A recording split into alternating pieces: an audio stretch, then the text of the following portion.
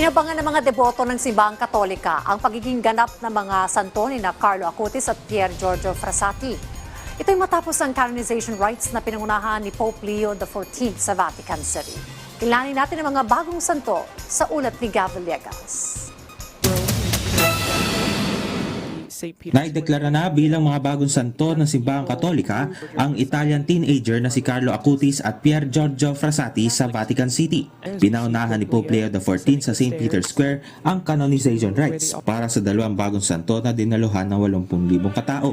Naging emosyonal ang kanyang ina na si Antonia nang maideklara ng bagong santo ang kanyang anak. Ang nakababatang kapatid ni Carlo na si Michelle ang nagbasa ng first reading. Sa homilya pa ng Santo Papa, hinimok niya ang mga mananampalataya, lalo na ang mga kabataan na huwag sayangin ang kanilang buhay, pagkus ay idirekta ito sa Panginoon at gawing obra maestra ng kabanalan, paglilingkod at kaligayahan.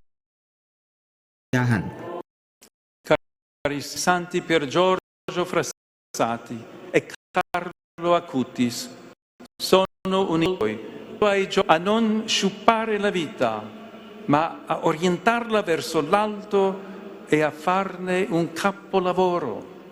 Ci incoraggiano con le loro parole, non io, ma Dio, diceva Carlo. E Pier Giorgio, se avrai Dio per centro di ogni tua azione, allora arriverai fino alla fine. Questa è la formula semplice, ma vincente della loro santità. Ed è pure la testimonianza che siamo chiamati a seguire per gustare la vita fino in fondo e andare incontro al Signore nella festa del cielo. Si Acutis ang kauna-unahang millennial na naging santo ng Simbahang Katolika. Taong 2006 nang pumanaw si St. Carlo Acutis sa edad na 15 dahil sa sakit na leukemia, kung saan siya ay nakilala sa pagiging digital savvy para ipalaganap ang ebanghelyo sa maraming tao sa pamamagitan ng pagbuo ng isang website na naglalaman ng mga milagro at listahan ng mga aprobadong Marian apparitions ng simbahan. Noong Mayo ng nakaraang taon naman ng formal na kinilala ng Vatican ang ikalawang milagro na iniugnay kay Acutis matapos gumaling ang nooy 21 taong gulang na si Valeria Valverde mula magtamo ng serious brain injury dahil sa bicycle accident na kinasangkutan nito noong 2022.